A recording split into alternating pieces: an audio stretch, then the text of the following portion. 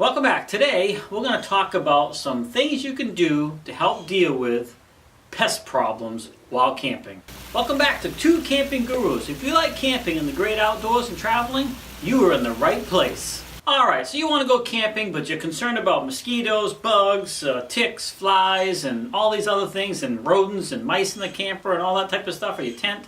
Well, I'm going to talk today to you about some things that you can use and try that helps combat that issue to make your camping experience much better. All right, so if you're out at a campfire, one thing you can do to help with mosquitoes and problems with those type of insects is put sage on your campfire. That creates a little bit of smoke, but more of a smell that they just don't like. And I don't know about you, but there's nothing like sitting around a campfire and constantly swatting at mosquitoes and bugs and things like that. Sometimes I'd rather have the smoke blowing in my face just enough to deal with the bugs. But that's not a best case solution, that's for sure. Alright, so we're still outside, but we don't want to be sitting at the campfire anymore. We want to go for a walk. Maybe there's a trail or something nearby. And some of the things you got to watch for out in those trails is ticks and other things like that. And of course, the same thing, your flies, your mosquitoes. One thing you can do to help combat those issues is DEET.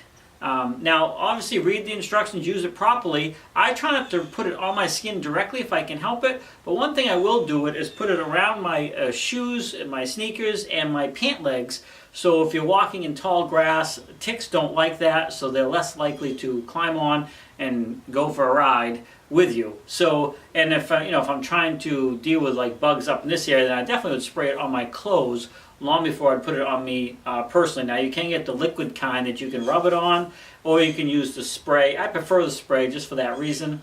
However, the liquid kind works fantastic as well. But that's just something you can do if you're out walking on trails and stuff like that in an area that they're known to be an issue. Of course, some camp lots, if they're not maintained, especially these boondocking areas, and you have tall grass, this is also another good area to use DEET and some sort of outdoor insect spray or repellent. Alright, so let's get inside the RV for a minute, or the camper or tent or whatever you're doing. If you're inside, especially an RV or a camper, if you do cleaning, use Pine Sol. Flies don't like it. Again, it's something to do with the smell, and I don't know about you, but there's nothing worse than having a fly around in your camper or even your house.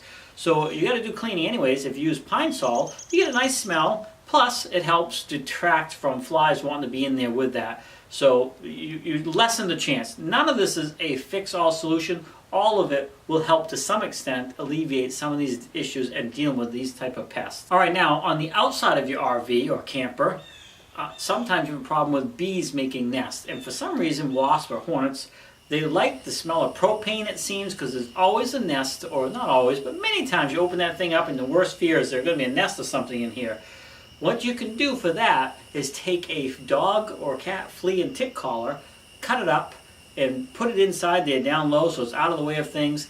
That's going to help detract from them going in there, because they're not going to like that as well.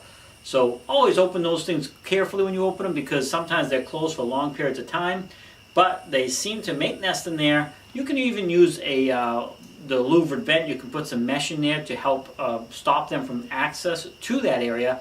But you want to be careful of airflow and all those type of things to make sure your unit is still being provided with enough fresh air that it needs to run properly and safely. But by putting the strips of the collar in there, that's going to help a little bit, and it's not going to affect anything at all. Now, another issue that sometimes you can have in a camper is mice. Fortunately, I have not had an issue with mice in all the camping experience I've done, but I know when we put away my dad's camper one year, the next year there was mice in it. So for long-term storage, I highly recommend dryer sheets and, more importantly, peppermint oil. You can put it on a cotton ball and then put it in the back of your drawers, in the cupboards that are down low, in the outside storage areas of your camper or RV. You can even mix it with diatomaceous earth in a bowl, and then you can mix it up every once in a while, and it kind of revitalizes it. But then it's another way that you can use. Now, mice do not like that. It really irritates their nose and their nasal passage and stuff like that. They hate it, so they tend to stay away for the most part. So it's another way to help alleviate that problem with rodents. Now, keep in mind, peppermint oil is very, very strong, so if you put too much of it, it's going to irritate you as well if you don't like the smell of peppermint oil. You can use this while you're camping as well, and put it in the back of these cupboards during camping trips. Use a lower amount of it so that it's not overpowering your camp. So you just, because it can be very, very strong. So keep that in mind. Now, another thing that mice don't like as well is Irish Spring soap. Again, it creates an irritant to their nasal area. They have a very good sense of smell, so this is super strong for them and helps push them out of the camper as well. So if you don't mind washing with Irish Spring, you can do that. That helps keep that smell in the camper or RV. Or you can even cut pieces of that up and stick that in different compartments. Now, with that in mind, none of these are going to prevent all of these pests from bugging you completely. There's still going to be some that are just, for whatever reason, they're going to make it through your barriers, but it should help cut back on it so that it's not nearly as much of a problem. If you're heading out camping in the first place, you want to make sure your unit is, and your tow vehicle if you're towing, is ready for the road. And one way you can do that is use my pre-trip checklist. Now you can click on the link down in the description. It's pretripchecklist.gr8.com. Swing over there, you get my free ebook and a checklist that's going to help you make sure you don't miss anything when you're checking your vehicle out and your tow vehicle, so it's as safe as it can be for the road.